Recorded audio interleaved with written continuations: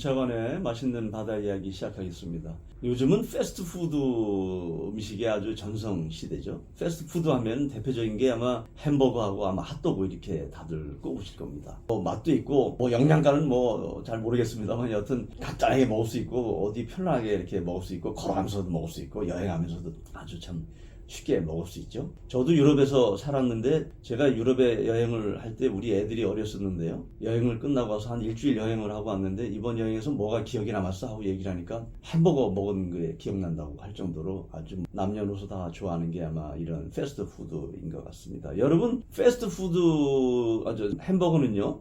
여러분 바로 항만에서 나왔습니다. 햄버거는 한자로 보면은 그 함부르크죠. 함부르크.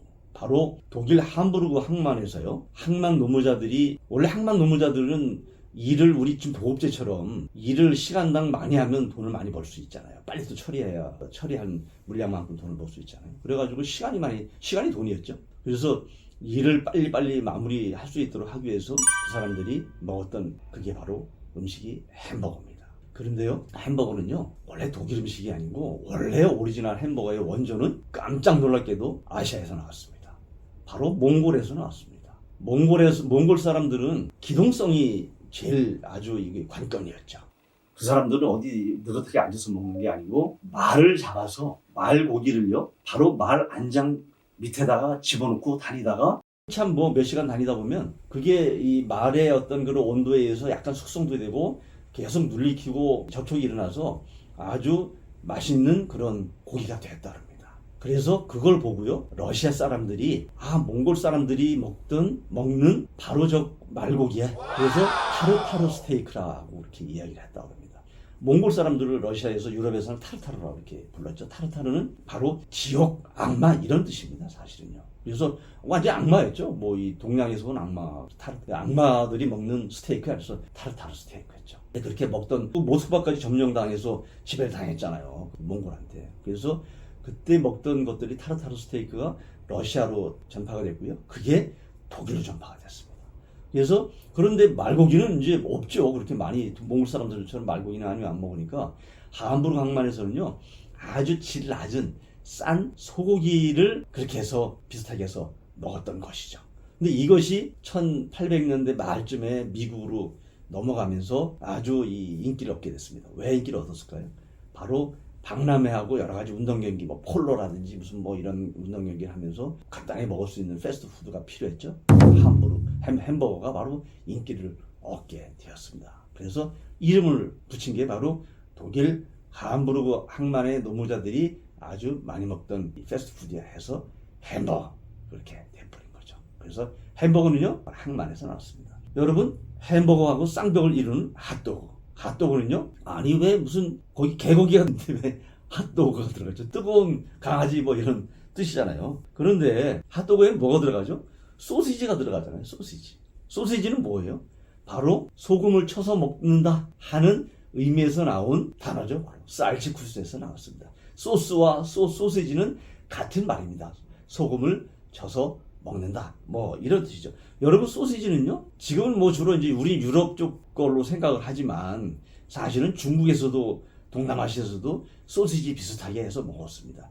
옛날에 고기는 우리가 부자들만 먹고 귀족층만 먹었을 거 아니에요. 그러면 못 사는 사람들 이런 사람들은 단백질 보충을 어떻게 하겠어요? 하다못해 그런 부산물이라도 좀 해가지고 거기다가 이것저것 좀 집어넣어서 소금 쳐가지고 쪄서 이렇게 좀 말려서 이렇게 먹었던 게 바로 소시지죠. 그렇지 않습니까? 바로. 그래서 소시지는요, 사실은 역사가 굉장히 오래됐죠.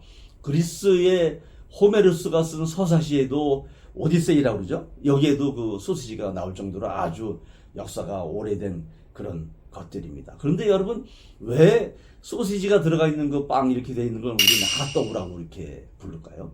여러분, 원래요, 소시지가 가장 유행했던 것은 독일이었습니다. 여러분 지금 이 굉장히 좋은 이 돼지고기를 우리가 스페인의 이베리코 돼지라고 이렇게 하잖아요. 비싸게 팔리잖아요. 왜 그렇죠? 상수리나무나 도토리나무 열매를 먹고 커서 그렇게 맛이 좋다고 하지 않습니까? 옛날에 독일 지방은요 완전히 상수리나무와 도토리나무의 밭이었습니다. 이 돼지가 엄청나게 많이 거기서 야생돼지 뭐 집돼지에서 엄청나게 많이 해서 컸죠. 이 고기를 가지고 해서 만들었던 게 바로 독일의 소시지입니다. 특히 프랑크푸르트 지역에서는요, 소시지를 크게 하지 않고 굉장히 작게 만들었습니다. 그래서 우리가요, 여러분 혹시 기억나시나요? 프랑크 소시지 뭐 이렇게 얘기하잖아요. 프랑크 소시지 이렇게 얘기하죠.